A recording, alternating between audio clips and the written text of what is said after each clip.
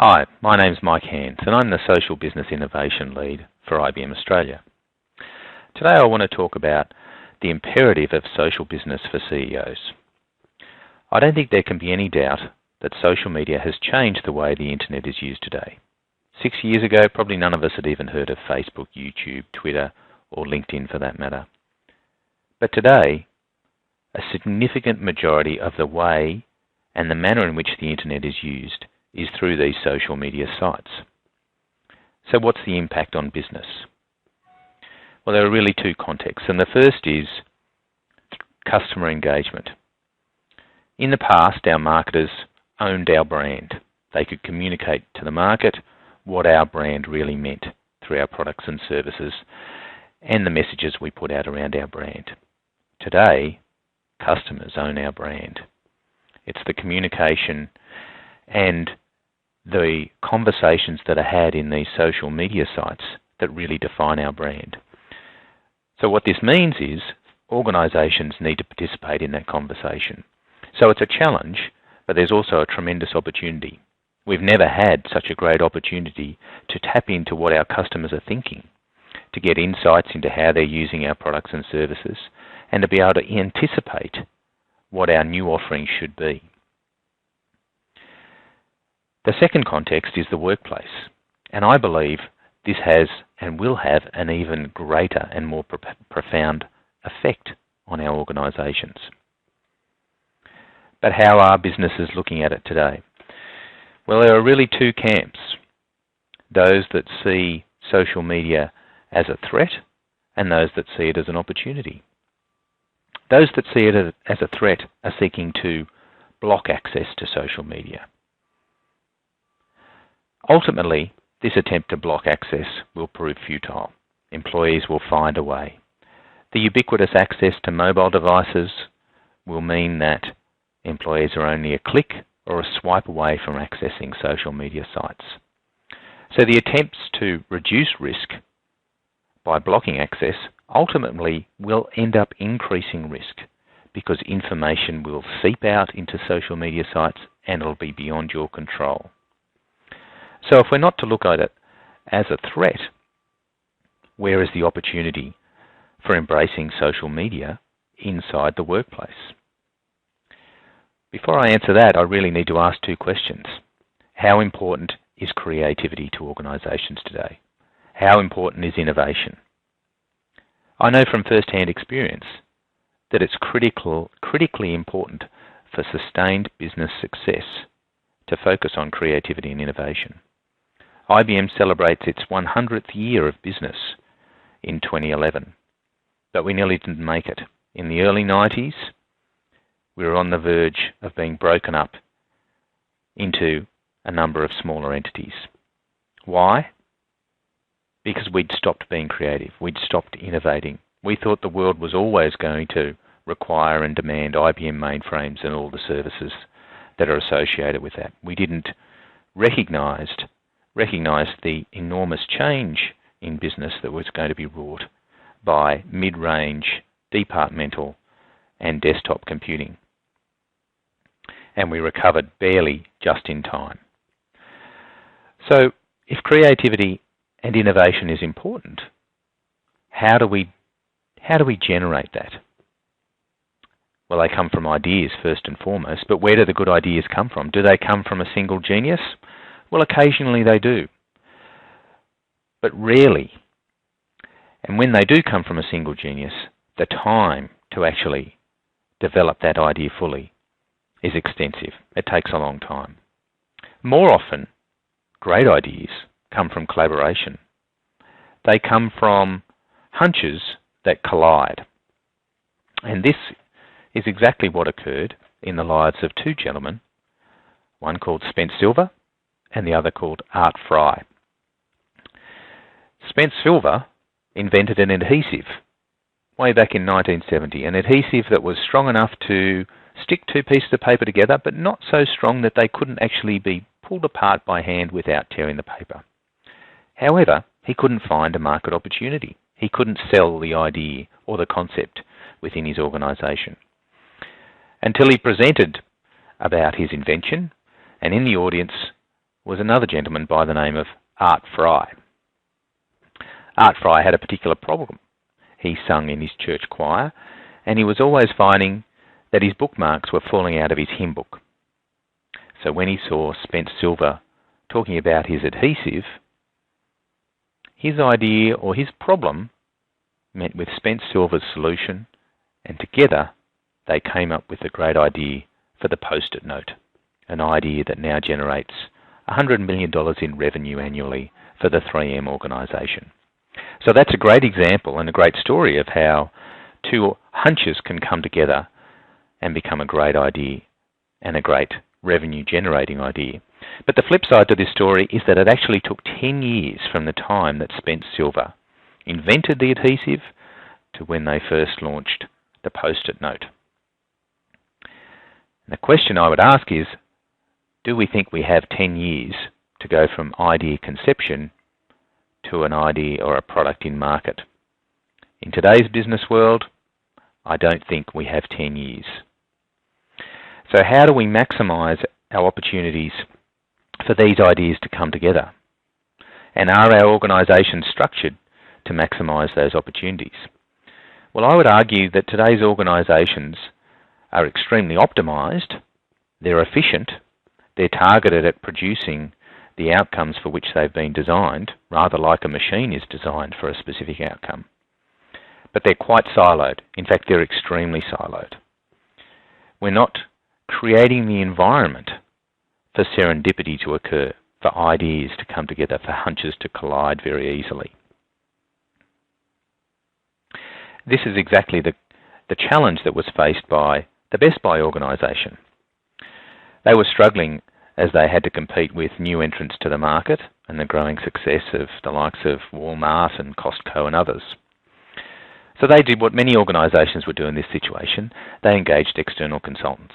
And the external consultants helped Best Buy become customer-centric, and they helped them develop personas that represented their target demographics. But despite all the best efforts of the external consultants, they couldn't crack the key demographic of the female market. The consultants' excellent ideas, such as hiring stronger and fitter sales assistants to help the females load iPads and iPods into their shopping trolleys, really didn't make a meaningful impact on the bottom line for Best Buy. So what they ended up doing was forming what they called wolf packs, women leadership forums. Best Buy employees from across the business, from across the different organisation, from across these silos, who came together, and they were able to develop simple yet incredibly effective ideas, such as increasing the aisle width so a pram can fit down the aisles of Best Buy, describing products in terms of their functional capabilities, the benefits that they could provide, rather than the technical specifications. And these ideas that were developed by these wolf packs from the employees of Best Buy contributed to an additional $3.6 billion in market share for Best Buy. So how do we achieve this innovation? How do we create these opportunities for serendipity to occur? Well, it all starts with the individual. While the benefits are felt at the macro level, at the high end for the organisation, it really has to start at the lowest level with the individual. The employee who simply wants to get stuff done and wants to get stuff done as quickly and as easily as possible. And this is where a social business turns old notions on their head. Instead of being document or content-centric, we have a people-centric approach. Take the same model or approach that works incredibly successfully on the internet for Facebook and Twitter and the like, and use that inside the organisation. Let me give you a couple of examples to illustrate what I mean. First of all, in a personal context. 4 weeks ago, I had laser eye surgery. And like most of you, I'm sure, my vision is not something I want to take a risk with. So before I went ahead, I wanted to get people's feedback. And word of mouth, direct contact is one way, but social media provides the avenue to extend the ability to get that word-of-mouth feedback. And so I put it out on my social media channels, and within a matter of days I got very positive, in fact overwhelmingly positive, 100% positive feedback on laser eye surgery. Everyone said it was a fantastic thing to do. I didn't have a single negative comment. But in addition to that, and interestingly, I also got specific recommendation for a clinic to see and a specific doctor. So I really had more than what I asked for when I initially set out. I just wanted to know whether it was really something I should do. I absolutely got that, but I also got recommendations which I actually followed through on and took, and I'm very happy with the result. In a business context, how does that apply? Well, in preparation for talking to a CEO audience about how imperative social business is, I had my own ideas, but I really wanted to tap into the thinking or the collective intelligence of a broader set of individuals. And having 400,000 plus employees within IBM, there's no greater way or no greater substance in terms of minds and thinking to be able to tap into. But how do I do that effectively? I certainly can't send an email to all 400,000 people. I could send an email to 40 people within my team, but is that broad enough? That's really just within my silo. So what I did was I posted my thoughts and asked for questions and comments on my internal enterprise social network, on my board within IBM Connections. And within a few hours, I had 15 responses. And what's interesting about this is only one response came from a person within my team of 40.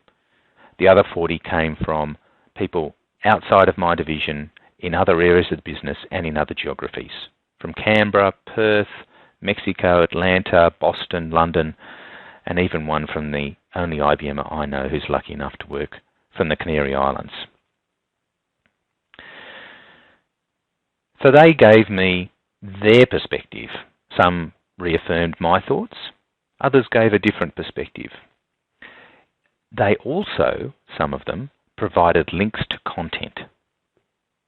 So instead of searching for information and trying to determine how recent, relevant, trustworthy information was, I went to the people. And the people provided me with a very rapid turnaround on the ideas and then reference or supplementary material that I could access within a few hours. That's the difference, and that is why being a social business can have a tremendous and transformative effect on how businesses operate. So being people-centric rather than document-centric is a great way to improve individual employee productivity, but it also can lead to a whole range of additional benefits, not least of which is stimulating creativity, being able to develop ideas faster, which leads to reducing the time to market for new products and offerings.